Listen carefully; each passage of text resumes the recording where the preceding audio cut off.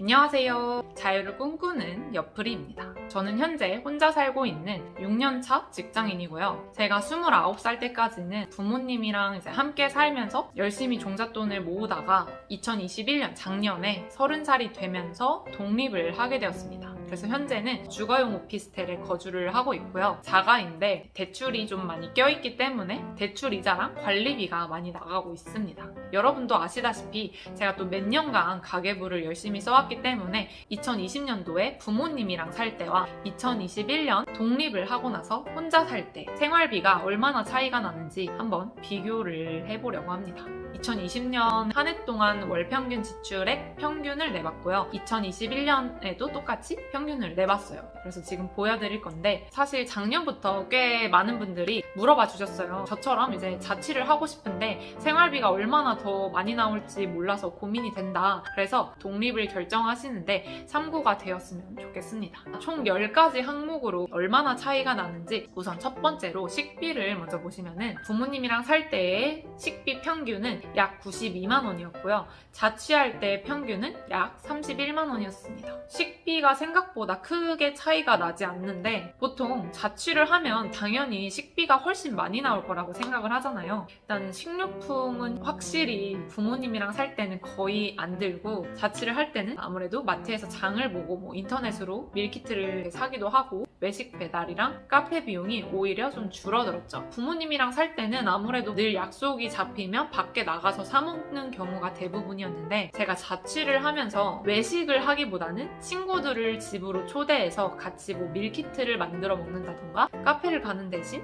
홈카페처럼 원두를 사서 드립 커피로 내려 마시면서 비용이 많이 줄었습니다. 다음으로 꾸민비를 볼게요. 부모님이랑 살 때 약 15만 원, 자취할 때 약 5만 6천 원. 제가 자취를 시작하면서 아무래도 주거생활 비용이 많이 나가기 때문에 꾸민비에서 최대한 절약하자는 생각을 했었어요. 초반부터. 작년 1월부터 올해는 꾸민비를 6만 원 내로 유지를 하자. 작년은 거의 역대급으로 옷을 안 샀던 해인 것 같습니다. 주거생활비로는 부모님이랑 살 때는 약 7만 원 정도가 나왔고 자취를 하면서는 약 51만 7천 원이 나왔습니다. 이 집 대출의 이자가 20만 원대가 나오고 있고 관리비랑 가스요금도 비슷하게 나오고요. 총 합해서 약 44, 5만 원 정도가 나오고 있고 생필품 같은 경우는 부모님이랑 살 때도 이제 좀 생필품을 제 돈으로 살 때가 좀 있었고 자취를 하면서는 조금 더 쓰고 있기는 해요. 이렇게 해가지고 주거생활 비용에서는 40만 원 이상 차이가 납니다. 다음으로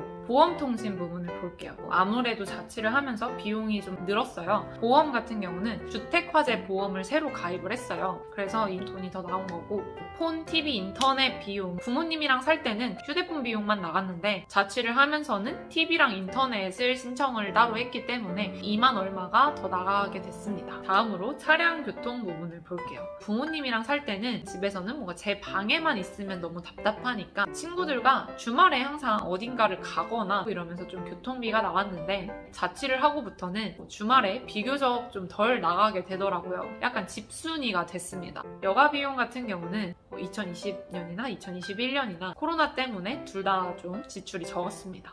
그 다음 자기 개발을 보시면은 크게 차이는 안 나는데 20년 같은 경우는 제가 클래스 101으로 강의를 좀 신청한 게 있어가지고 온라인 수강료가 좀 나왔었고요. 그리고 2021년에는 이 유튜브 영상을 찍다 보니까 무료로 그런 수강권을 얻을 수 있는 기회가 좀 있었어요. 또 출판사에서 책을 읽어보라고 보내주시는 경우도 그래서 자기 개발 비용은 거의 없었습니다.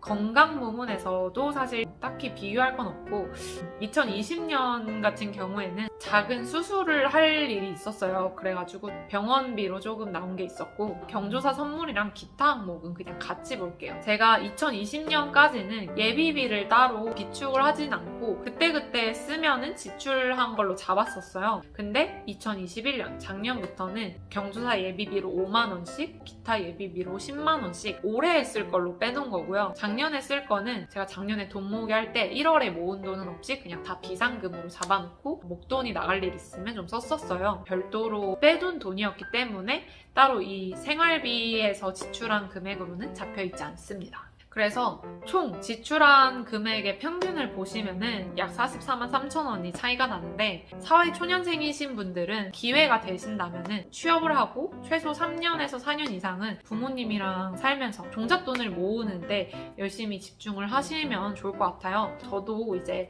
부모님이랑 살면서 월세로 지출이 없는 대신 더 열심히 돈을 모았고요. 이렇게 모은 돈으로 지금 살고 있는 이 집을 분양을 받을 때 종잣돈을 사용을 할 수 있었고, 보시면 제가 부모님이랑 살 때 따로 생활비를 드리지는 않았었거든요. 그래서 이제 그 부분에 대해서 좀 뭐라고 이제 비판을 하는 분들도 계신데, 부모님이랑 살고 있을 때 아버지가 퇴직을 하시기 전이었어요. 그래서 제가 뭐 한 1, 20만 원씩 드린다고 해서 그게 그렇게 큰 보탬이 될 거라는 생각을 하지 않았고, 오히려 돈을 열심히 모으다가 나중에 부모님이 은퇴를 하셨을 때 필요하실 때 목돈을 드리는 게 더 낫지 않을까 하는 생각을 했었습니다. 작년 같은 경우에 이제 부모님이 병원비로 돈을 크게 쓸 일이 있으셨어요. 그래서 그때 이제 100만 원 단위로 드렸고, 부모님이랑 살 때는 저의 종잣돈을 모으는데 좀 열심히 집중을 했습니다. 그리고 현재는 저도 이제 자취를 하면서 아무래도 주거 비용이 많이 들고는 있지만 5년 전에 받던 그 월급보다는 지금 여러 번의 이직과 경력 때문에 어느 정도 올라간 상태고요. 현재 지출액은 많이 늘었지만